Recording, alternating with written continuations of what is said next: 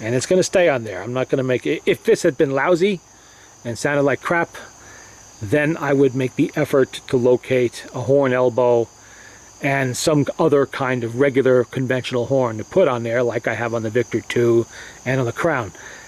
But I don't think that is necessary with this. This sounds better than I would have expected the original horn to sound.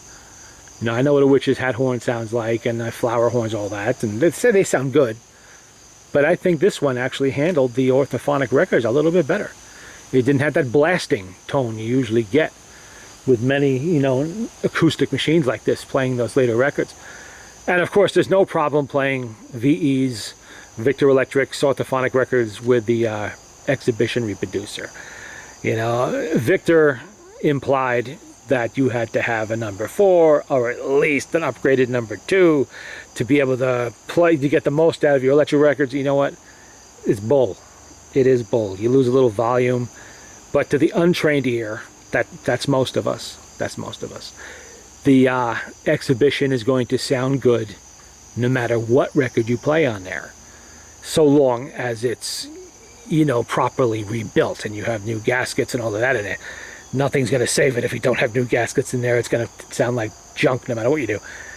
Yeah, I mean, you get more volume out of the slightly larger number 2 and the slightly larger number 4. But there's just not a huge difference that you're not going to be able to get a decent sound out of your exhibition playing Victor Electrics. VE, that's what the VE means. To those not in the know, that's Victor Electric, electrically recorded sound. They started doing that in the early 20s, I think it was 23. And they started with this label in the mid-20s, I think it was late 25 or 26. And this is an actual Victor record. This is not RCA Victor. You can tell because it says Victor Talking Machine Company of Camden, New Jersey, not RCA Victor.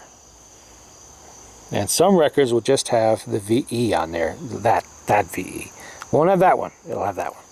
Those are the old style Batwing labels that would have that. So I'm gonna leave this horn alone, except try to tape up a few loose joints in it here and there. So it didn't do it with these records. It was only one record it really did it on. I forget which one. There was a lot of xylophones and violins, and it was, you hear a little bit like that. Not a reproducer noise. It was like two pieces of brass vibrating together, which is exactly what it was. It was one of those pedals, a little bit loose on the bottom. But that's all right. That's fixable. An easy fix at that. And you know, the best thing about this horn is it is so unobtrusive. I mean, look at this. You can get to the records easily on the table, you know, on the turntable, no problem. You fiddle with the reproducer without the horn in the way, trying to move it back and forth and twisting it around.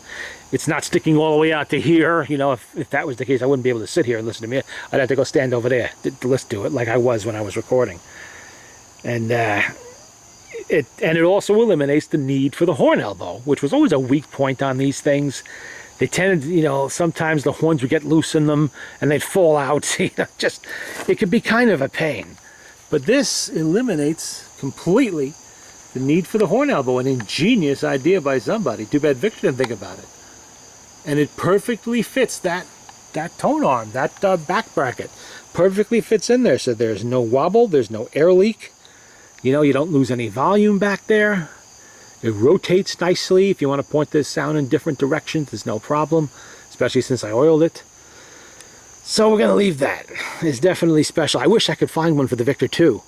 You know, I'm going to keep my eyes open now to see if one turns up somewhere, and I'll put it on the Victor too. It definitely is something that, you know, well, I guess you could, aftermarket parts manufacturers could make this, but labor costs would probably be prohibitive with so many different pieces of brass in there.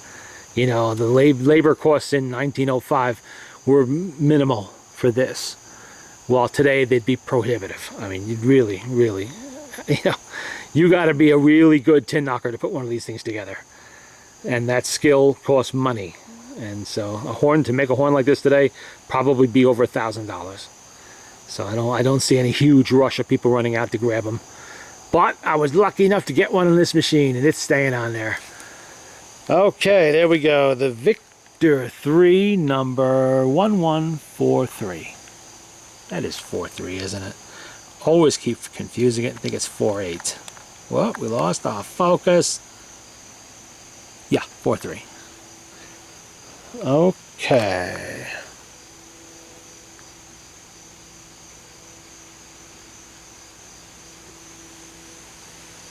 See?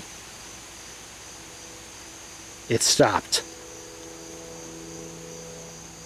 The wood chipper stopped the minute I was done with the video. Did I call that or what?